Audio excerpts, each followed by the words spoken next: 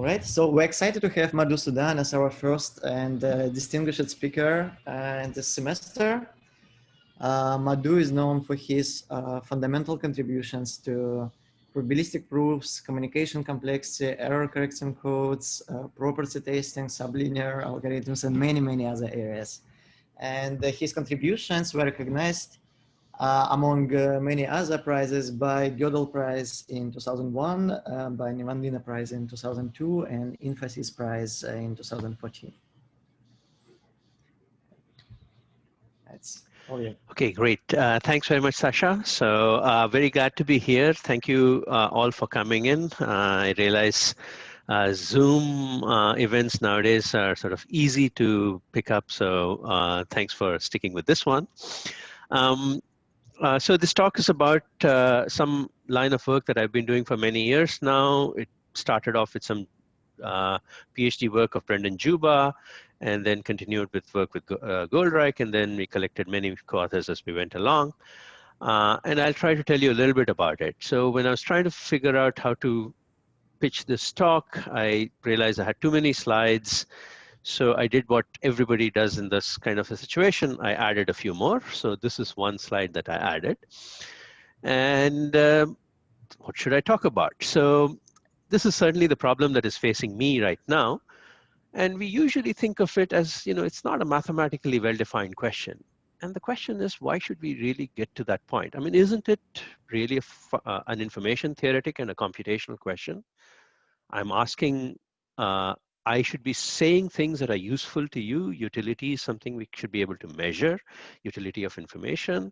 I should be able to fit the talk in a given amount of time. I should have some, I should be making sense to you. So there's notions of efficiency, reliability, and utility.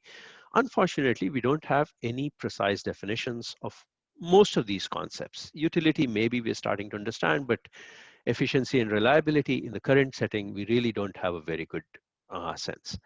And one of the questions that we could ask is, where would this theory come from? Of course, computing, communication are not without theories. So in fact, if you look, you find two sort of dramatic, wonderful theories. There's one due to Turing for our theory of computing. There's one due to Shannon for our theory of communication. And there is this nice, solid brick wall in between, which makes sure that these two theories do not talk to each other. That's quite remarkable if you consider it in contrast with what we are doing today. I cannot separate a computer from a phone today, really. I mean, every one of these dependent devices is doing tasks that the other one is. Historically, we may have thought that the goal of computing is to predict the weather, but if today I want to predict the weather with my phone, I just load an app and do it. So, I don't see any one of these devices being more of a computer and less of a communicator than each other, my full-fledged laptop or my tiny phone. And even though these were very interdependent technologies, even the commerce of these companies of these products really developed very separately. I mean, there was a possibility in the past of having two monopolies. Isn't that a contradiction by definition? How can you have two monopolies? Well, one is in communication, the other is in computing. So really, we really did not think of these as being interdependent notions, and now we realize they are. So, okay, so there are two theories. Why do they not talk to each other? There is a very deep, fundamental, and theoretical reason for why they don't. The fundamental principle behind all of computing theory is the notion of a universal computer. If you cannot have a stored program computer, then it's not a computer. And one of the consequences of having universality is your machine can be programmed to do whatever you want. It learns lots of information. Maybe it decides to behave in certain different ways. In fact, how hard has it been? I mean, even under the best of the operating systems, to actually clone a device that you already have. Their behavior is never the same. I mean, if their behavior was the same, probably you don't want to clone the previous device, which just crashed on you, and you're trying to replace it. So we do have this notion that these devices are very different and very heterogeneous. On the other hand, communication theory really relies on a very clear separation between common knowledge and private knowledge. There is some private knowledge that I want to communicate to you. How should I do it? Well, build some common knowledge, which tells me how to communicate to you. So we'll have a centrally designed encoder, a decoder, a compression algorithm, et cetera, et cetera. And all of these say you should not program these aspects of your device, because I program my device to do a different compression and different encoder. How are you going to figure out what to do? So communication theory wants homogeneity of devices. Computing theory wants to encourage heterogeneity. And in this contradiction, we have this big challenge. And I would sort of, returning to the subject of what should I talk today? Well, I want to talk about some aspects of human communication, which don't seem to be captured by these nice theories. Why is human communication different? Well, we have this ability to start with zero context. I want to think of a child that was just born as knowing nothing about how to communicate, and it learns to communicate. How does it learn? By communicating. So children learn to speak, and here's a, this is not how it is done, but they do manage to do this. And the question is what are the forces at work? What are the principles that we are taking? And you can easily come up with a formulation of this question, which would completely trivialize communication. You say, well, if I say A, you should recognize A. Well, maybe that's possible. You should be able to repeat what I say. Well, that's a notion of communication, but that's not what we mean when we say we should learn to speak. And you could go to the other extreme and say, well, I want to communicate an algorithm to you, but I cannot really do it, and I can prove it, and I can prove it, and we did prove it in this work. But the most important consequence of this particular series of works with Juba and Goldreich is we can actually come up with a very meaningful definition of what does it mean to communicate effectively when you start with zero context, and actually show that you can learn to communicate by communicating in the form of theorems. Now, this was to me, it was very, very convincing, happy piece of work, but it didn't attract too much attention from the rest of the community.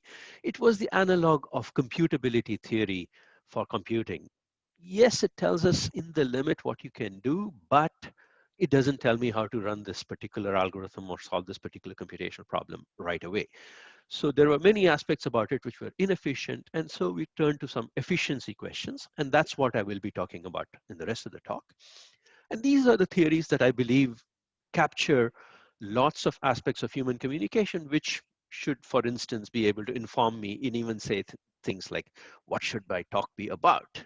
Though I'm not going to apply it. Thankfully, the theory is not caught up with it, and I'm not waiting for it. I'm not so much of a theoretician that I wait for the theory to develop before giving any talks. So what is the other aspect? The other aspect in human communication, which is extremely impressive, the central aspect of this talk today, is this ability to leverage very, very large uncertain context. So let's look at this example of this talk today. We assume that we both know English, me and you. And by the way, anytime you want to, feel free to interrupt. Feel free to ask questions on chat. If I get a chance, I'll look at it. If I don't, then Sasha will hopefully interrupt and tell us. So this talk assumes English. It assumes some math. It'll assume some knowledge of computer science, some social information, some geography, et cetera, et cetera. And all of this information is enabling me to actually make this talk more efficient. Okay? And I'll try to make that point more concretely later. And yet, this context is not like we signed a contract. Sasha asked me to sign a button saying this talk will be videotaped. He did not sign a contract with me saying this is the notions of English that you were allowed to assume, and this is the math you're allowed to assume. He did not make each one of you sign that contract. If you had to go through the communication theory and try to explain this large context thing, you would really have signed a contract. Okay. So we want to have a different notion of communication, try to see what kinds of questions arise over here.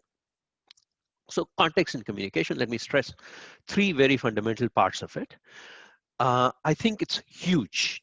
It is so huge that trying to understand what it is, to specify what it is, would make the entire rest of the conversation pointless. It'll be like our entire conversation, which is 1 hour long. I will have to describe to you a context which would take me about 4 or 5 years at least to describe. Okay, so we would not be able to discuss the entire context. It's maybe not even strictly needed for communication, in that if I'm given lots of time, maybe 2 to 3 years of time, I could actually communicate all the aspects of the talk that I want, but it's 2 to 3 years. Maybe it comes down from 5 years to 3, but it's still a lot. On the other hand, so it's not strictly needed, but it does make it very efficient. So I will package whatever I say into an hour-long talk. So there is this trade-off. And if the context was perfectly shared between us, I wouldn't be talking about any of this that I've already talked about. I would jump into the theorem statements, prove them to you, and that's where we would go. It's not perfectly shared. Hence, I have to say some extra things, but it's not as bad as taking me from a 10-minute presentation to a 3-hour presentation. It's a 10-minute presentation to a 1-hour presentation. Okay. So we want to understand what makes context such an object that understanding it approximately, even though it's huge, is still making for a feasible, efficient conversation. It is making the conversation more effective than it should be. Okay, so all this needs to be formalized. I am not going to give you one definition which says, here is context, here is communication, we are done. If we were done, I would be applying it to my talk today. What I can give you is a few examples of the kinds of mathematically precise settings where there is a notion of context, where there is a notion that the context may not be shared perfectly, and with the context being shared perfectly, communication would have been very efficient. With the context being imperfectly shared, communication is still somewhat efficient. Without the context, you may or may not have been able to do it, but it would have been infeasible in either case. Okay, and these are all anecdotal. These are special cases. They don't capture all of human communication. Some of you may say it captures none of human communication. I'm happy to hear criticism, and I'm happy to engage in further debates with you. The whole point of this talk is communication. Okay. All right. This might be a good time for any questions, if there are any. Okay, if not, let me go in and start telling you about the basic model that allows us to talk about these questions. You might say, as soon as we talk about these questions, I should open up a page on Shannon's theory of communication. I will not. There is no page on Turing's theory of computing either. Instead, I'm going to talk about Yao's model of communication. Why is this the right model? Because I will try to explain to you, this is a better way to capture context. So can I get a quick show of hands? How many people have heard of this model of communication complexity? Yes for yes and no for no.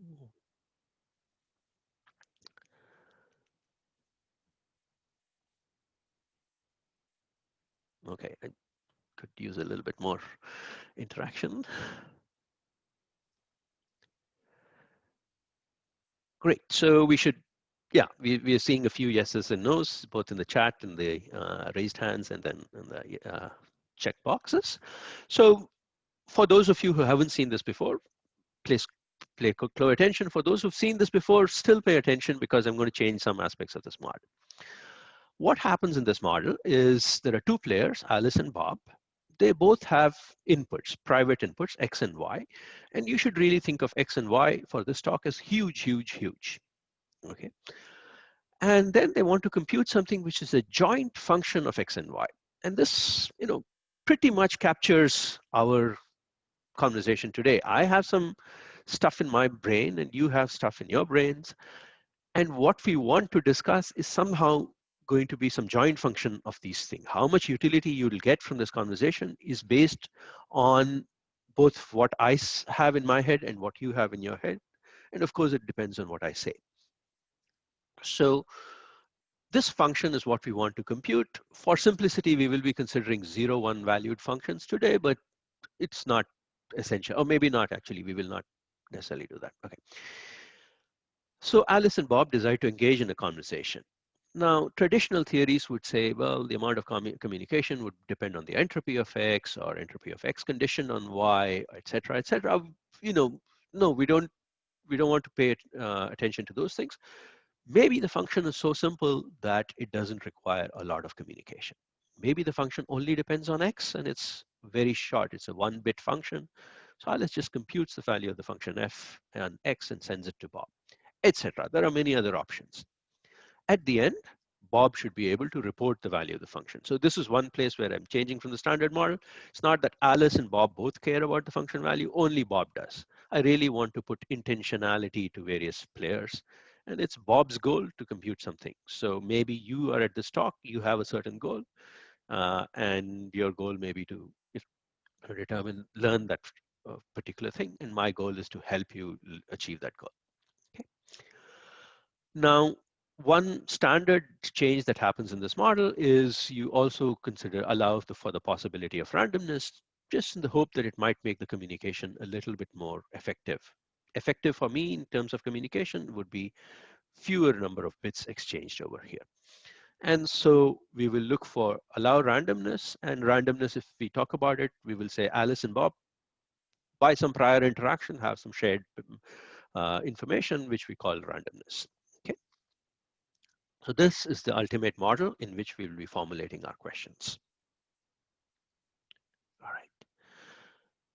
right. One thing that I'd say, I mean, this is a very well-studied model. Yao introduced it in '79. Since then, people have been talking about it extensively. It has been the go-to toolkit for people working in computer science when they want to prove limits, lower bounds on computation. Okay. Usually you say, here's a function, you wish you could do it much faster, but actually Alice has to send all of x to Bob, or Bob has to send all of y to Bob, to Alice, who will compute f of x, y, and send it back to him. And so almost always that's been our goal, to say, this problem is challenging, this other problem is challenging, everything is challenging.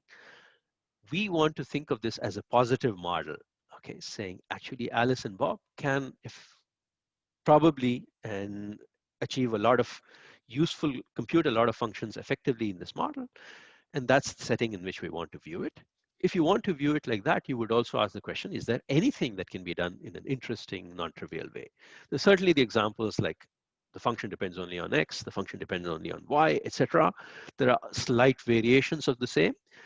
But here are some examples. I'll describe one, flash a bunch of others, and then jump on. Okay. So this is the classical example. This is, by the way, a very, very practical consideration also, and comes up when you're doing, when you're synchronizing files on cloud servers. You have a local copy of a file, X.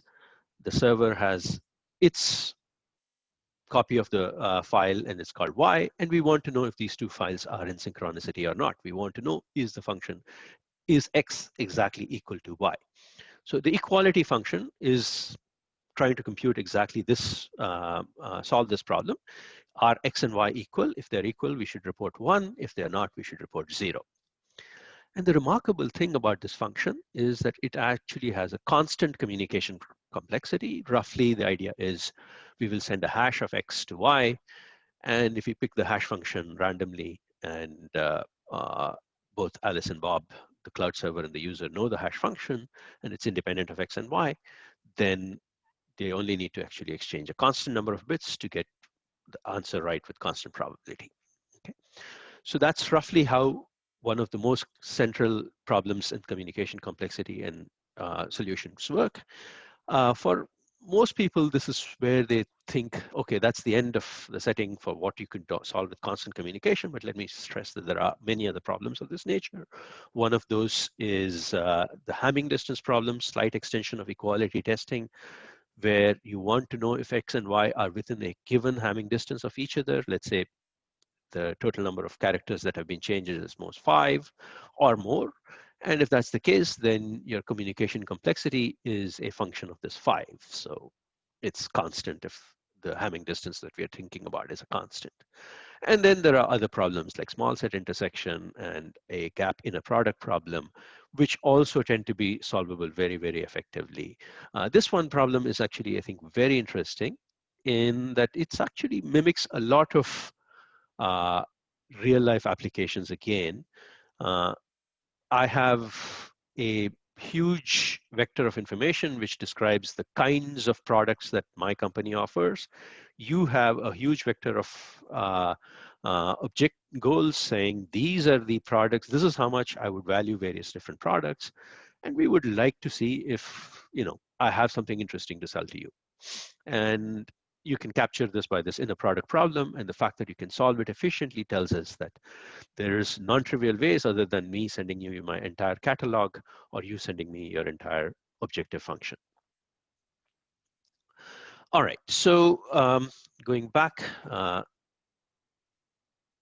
I would say one thing that we are trying to stress in the slides, by the way, the slides will be available after the talk. So if there are some proofs and equations that will flash by. If you want to verify some of these things, you'll be able to do it. In this talk, I'll be skipping most of those details.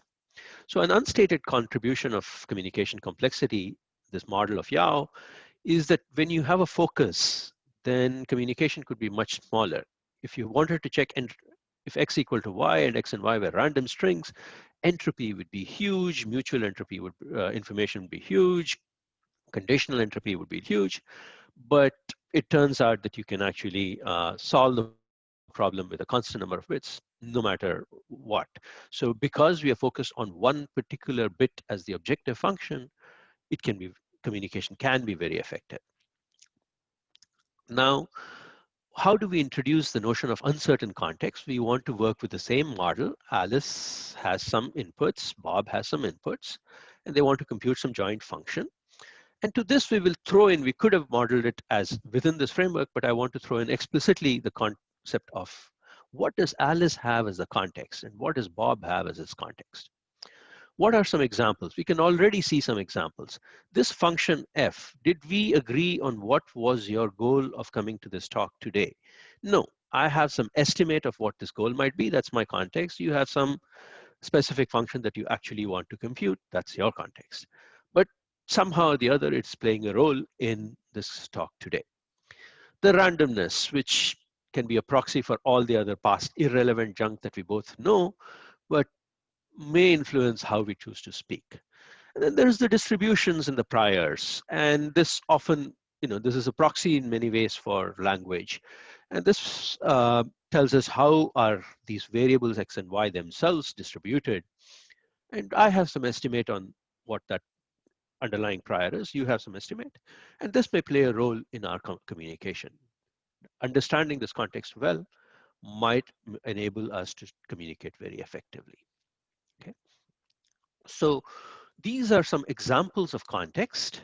And what we will do in this anecdotal talk is tell you about how you can play with these elements over here, the common context, and make them not common and still see that effective communication can happen. So I'll come up with a problem, hopefully can be solved even without the context, but with the context, things get better. Then I'll tell you what the context is and show you why it's much better with the context. And then try to say, how can I make the context uncertainly shared, imperfectly shared, and still actually get reasonable protocols? One of the important things that we are focusing on here is the reliability mechanisms. What are mechanisms which allow Alice and Bob to communicate effectively, overcome uncertainty in context without completely having to start from scratch and start a conversation? Okay. Again, time for questions. Anyone feel free to interrupt if you do. Okay. All right.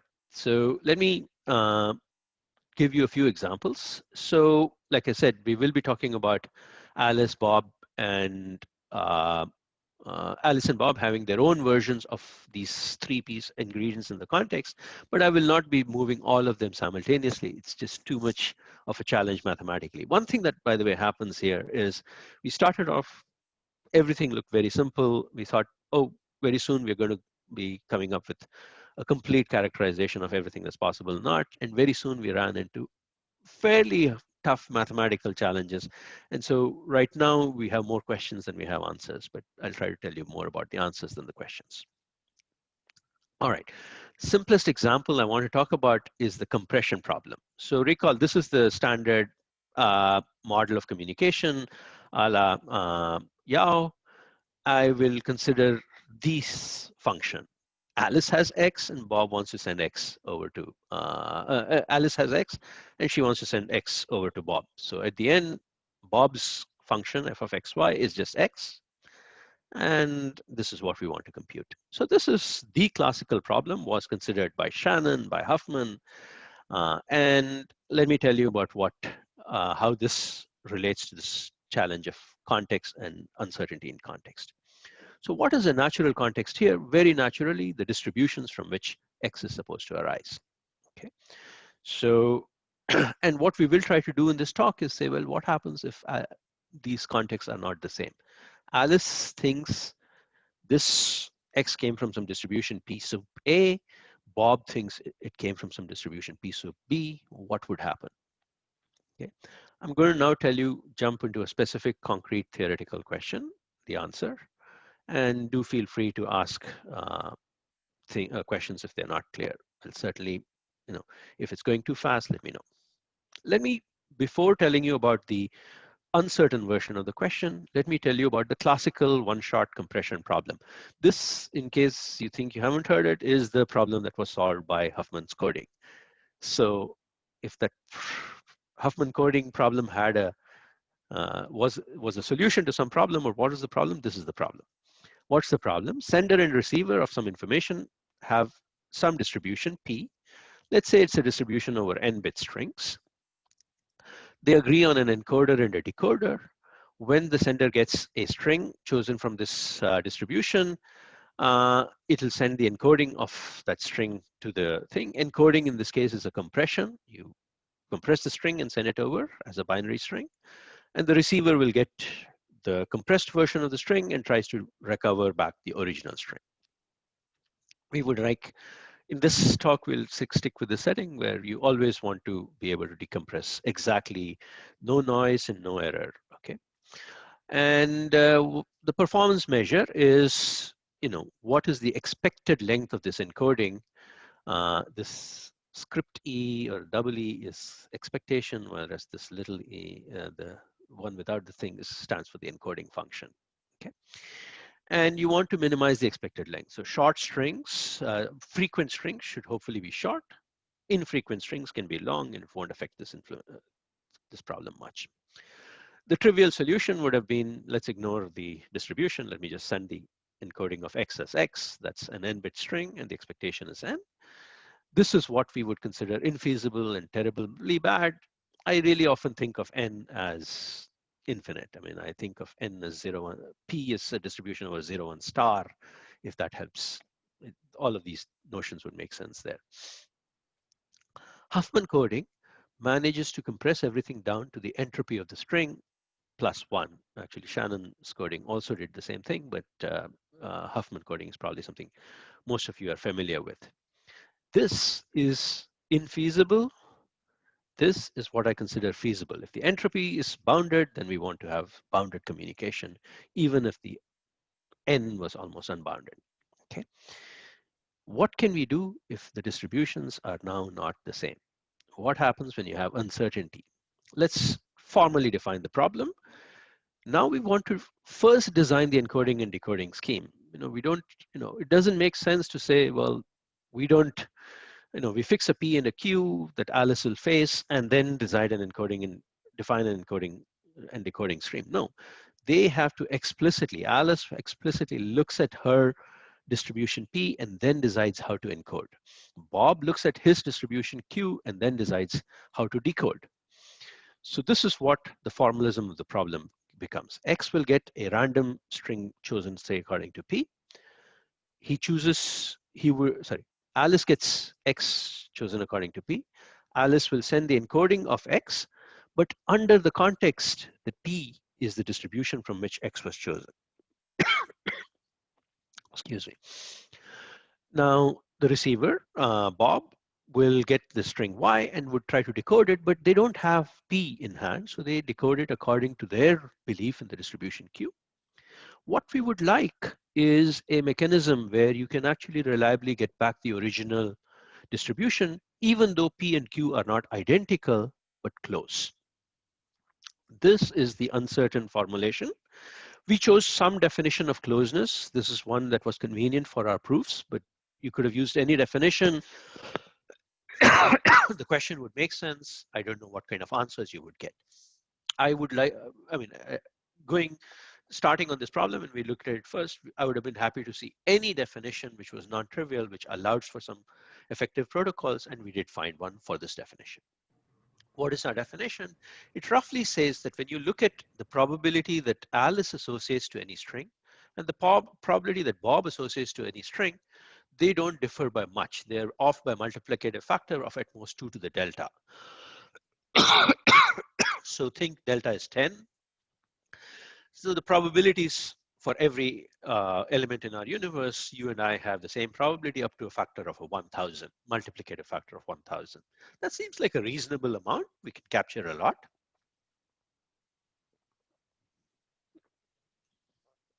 Excuse me. And now we can ask the question, is there a communication mechanism which allows us to do this, which allows Alice to communicate like this and Bob to recover the information? Question Madhu, making sense? Yeah.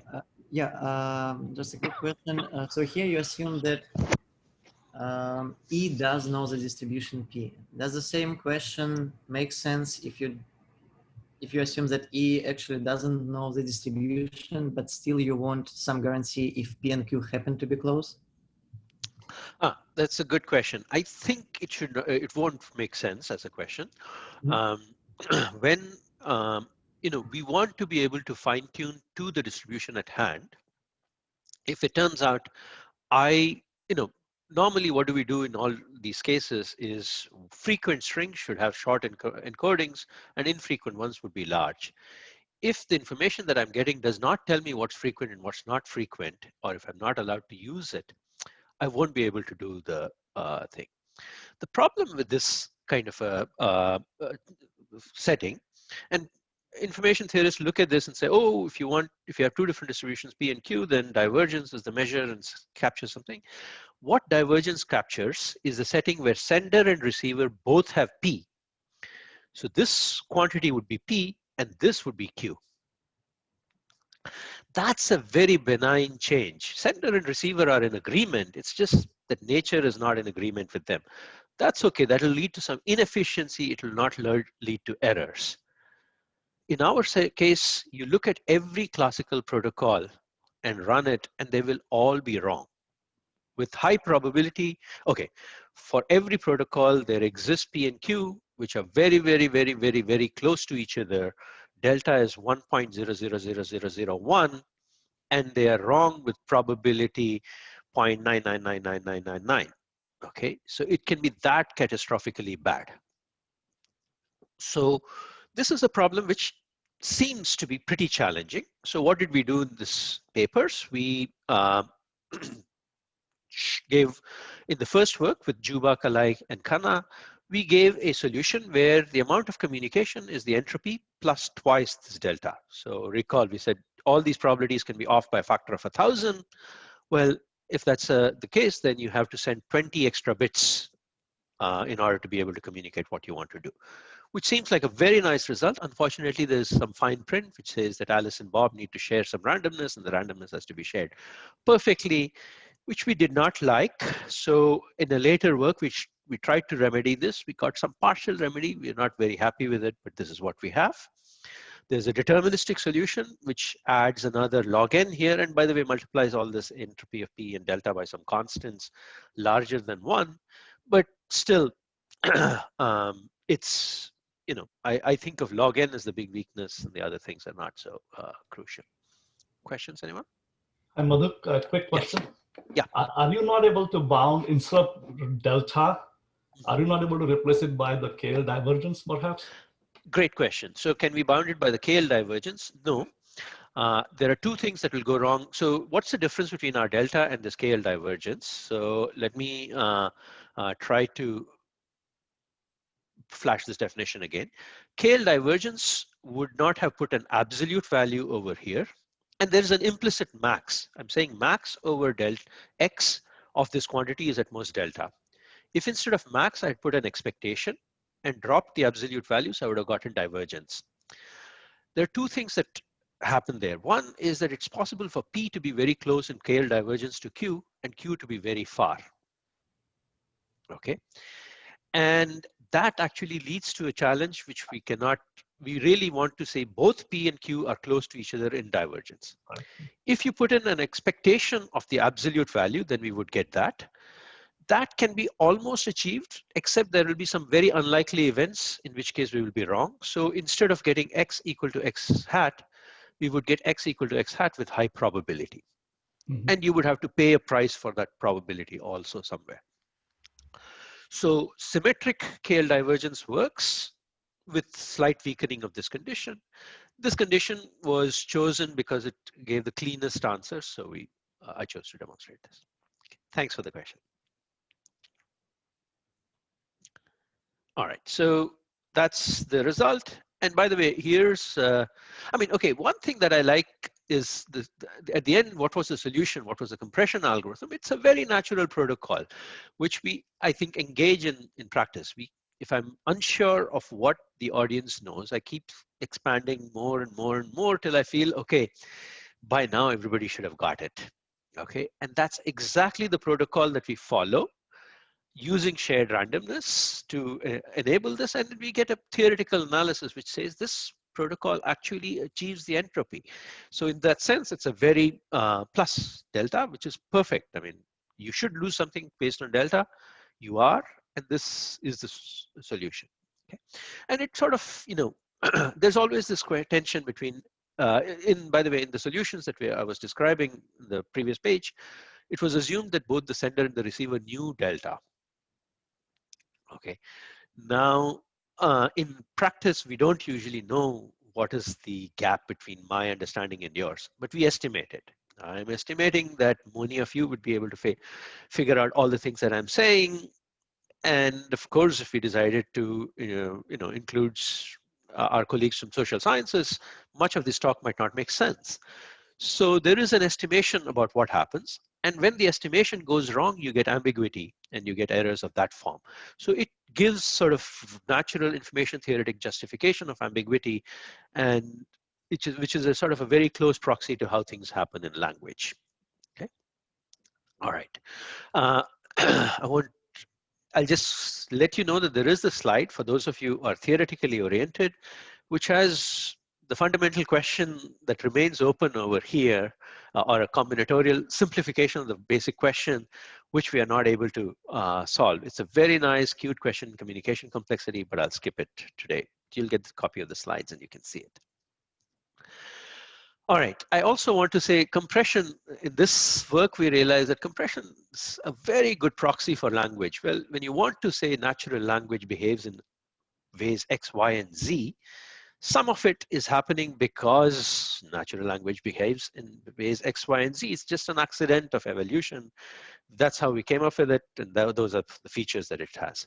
Others may be actually forces of nature, in that there are tensions that are acting on it. And when you want to study these questions, you have the option of taking 5 years of linguistics and trying to analyze these questions, or just use compression as a proxy and try to get a good estimate of, can I capture this phenomenon in this case? And we felt this was a very effective way of dealing with it. This slide gives you a little bit more details, in particular, one piece of work that I did with Ghazi, Kamath, and Haramathi, where we said, look, in nature, we tend to learn distributions in a distributed form. I look around me and learn various empirical probabilities. You look around you and learn various empirical probabilities, and then we start to communicate. And even if it's our first conversation, it makes sense. This kind of behavior that we have with natural language, can you, prove a proxy for it in compression? We could. All right, so that's topic number one. I have two more topics, one which I'll describe briefly and the other I will flash. And then we will go on to, depending on time, either questions or future directions. All right, so one of the things that we said could have been made part of the uncertain functionality would have been to say, look, the function that is your objective of this talk today is itself something that I'm estimating. Okay, so in this case, we would say, well, Alice has a function in mind. Bob has maybe a different function in mind. Each one of these may be given by a truth table of values saying, okay, here are all the possible values of X and Y, and F is 0 here and 1 there, etc., etc. No, nothing short about it. Now, if X was an n-bit string, Y is an n-bit string, F would be a 4 to the n-bit string. Okay, there is no point in our trying to understand if we are talking about the same function. That is just inordinately expensive. Alice can get away by ignoring the function, just say, look, I don't care what function you're interested in. Here is the X, do with it whatever you want to do. That would have solved the problem. But suppose there was a function F underneath FA and FB, very close to both of them, which was actually very, very, very easy to communicate. Could we still communicate this very effectively using Alice and using some uncertain communication protocol? This question leads to lots of non-triviality in the definitions. Alice, as in the previous example, we have to be very careful to make sure that protocols do not end up knowing the functions that are being computed, even though we are defining Alice and Bob not to know it. So this takes a lot of definition, etc. But what we were able to show is, okay, there is a formal definition. Unfortunately, there are functions that would have required 1 bit of communication from Alice to Bob, exactly 1 bit, not order of 1 bits and so on, for which even with very, very, very tiny uncertainty about the functionality, the uncertain communication complexity jumps up hugely. It becomes square root of n. N, recall, is the trivial protocol. Alice just ignores the function and sends X over. So that's the function, but never mind. On the other hand, we were also able to say that if Alice's X and Bob's Y are actually independent of each other in some underlying distribution, then there is an effective way of communicating. If Alice could have sent k bits to Bob with perfect understanding of the function being computed, she can send order of k bits without perfect understanding. And furthermore, furthermore, if Alice and Bob could have exchanged k bits, this is still at most order of 2 to the k bits. Okay, so this is still bounded as a function of k, does not depend on n at all. So this is another example of how uncertain functionality works. There are lots of issues that we start to see as soon as we look at questions like this. When we decide to relax the definition, we say, oh, look, Alice and Bob have slightly, are uncertain about the function, what happens? And then suddenly the randomness crops up. Ooh, they better note the randomness exactly. And then there's this question of what should be the distance between Alice and Bob, the functions that Alice and Bob have. We choose a definition, maybe not the most natural definition that we would work with. Okay. Nitin, you have a question? I've lost track of what you're saying, to be honest, but for the last result that you quoted there, the order K result, this is in the context of Alice and Bob having 2 different notions of the function, right? FA and Yes, FB. yes. So what is the characterization of the gap between FA and FB for that result? What is the characterization? Good. Yeah. So how do we say that FA and FB are not arbitrary but somewhat related? Right. We say that, look, X and Y are coming from some underlying distribution. Say in this case, they're coming from the uniform distribution. Then for a randomly chosen value of X and Y, FA and FB should be equal. Okay. Just to contrast, this is the same game we played here. For a randomly chosen of X and Y, in this setting also, XA and XB were required to be equal. But even though they're very, very, very close to each other, and these functions are very, very easy to communicate, it turns out because they are not certain and X and Y are correlated, you suddenly have huge communication. If they are uncorrelated, you have very little communication. So identical with high probability, is that? Identical with high probability, exactly. Yeah, that's a good question. What are good definitions of the distance? What really captures our communication today? I have some function that I think you're interested in. You have a function that you are interested in. what is the right measure of distance? Capturing this would be a, an amazingly nice question if we could get a nice answer to it. I welcome all of you thinking about it. We tried to come up with something. It becomes pretty soon hard. But have you looked at just constraining the functions? For example, some notion of smoothness for, on the functions? Good point. So smoothness typically will not help in these cases. That's my personal belief, because we know by now to make functions smooth, and every computational challenge remains. Okay. The only functions we are interested in are members of an error correcting code. Okay. Nothing has changed because the underlying something, there was a non-error correcting code underlying it. What could make a difference is structural aspects of this function. This function depends on x looking like this, and what, x being x1, x2, x3, x4, and our, agreements are, such and such. We agree on x1, x2, and x3, but are completely wrong on x4 or things like that. So I think there'll be a sort of a good intricate mix of what are the distributions which are occurring in nature, and what are the functions. And I think these tend to evolve with each other. It's not as if we start off saying, look, I will explain to you the Riemann hypothesis and its proof, or something like that, because that's, I mean, it's not working out with respect to the right context. We should be able to do some moderate things, and that's already built into our system. So you would already know that these are the kinds of functions that and gaps in knowledge that will work.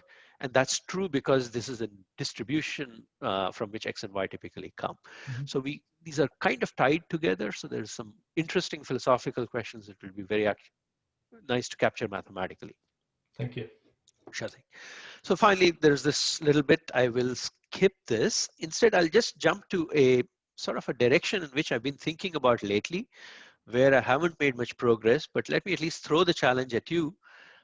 Because I think this is another, I mean, in communication, proofs are very, very, very central object. I think when I have something in my mind and I want to communicate it to you, proofs are, even this is not mathematically, even philosophically, I think proofs are what make communication reliable. I may be saying some things that sound like drivel to you, but if you're able to make do with it and confirm what I'm saying, then it has made this communication very reliable.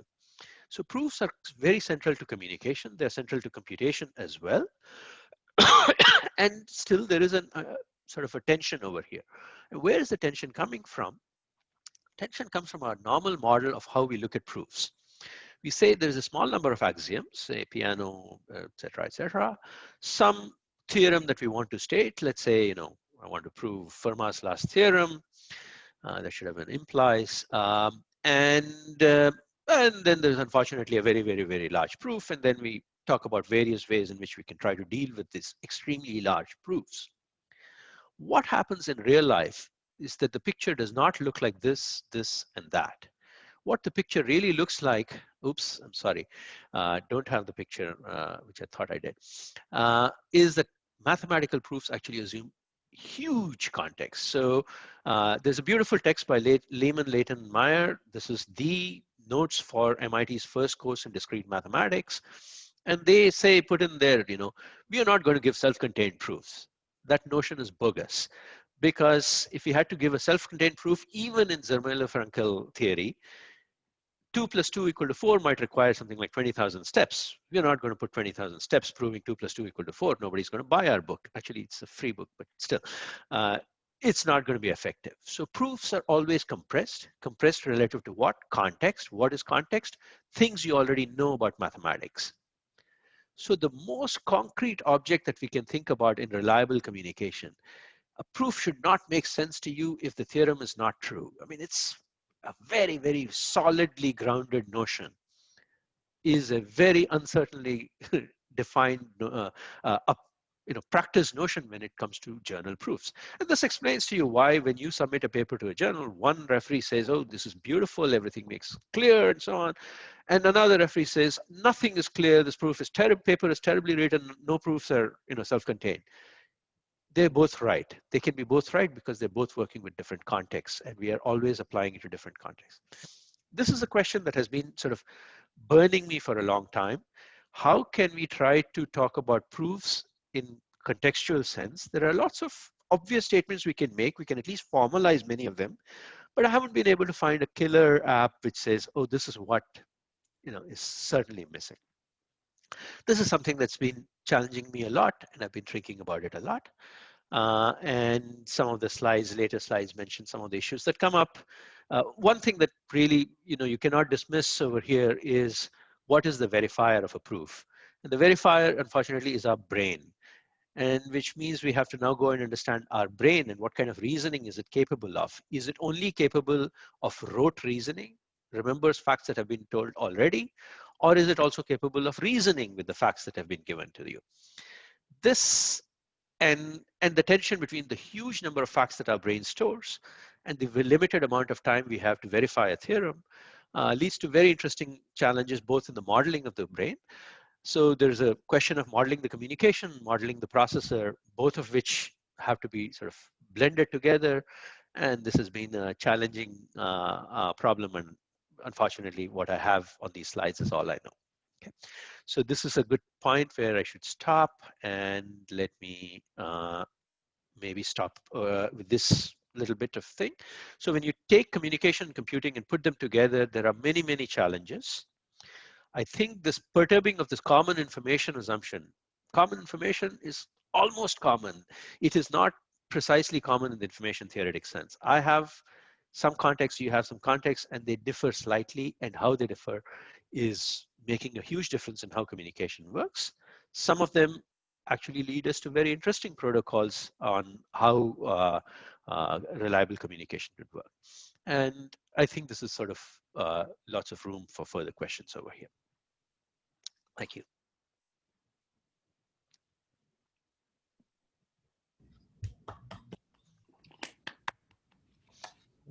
Thanks so much.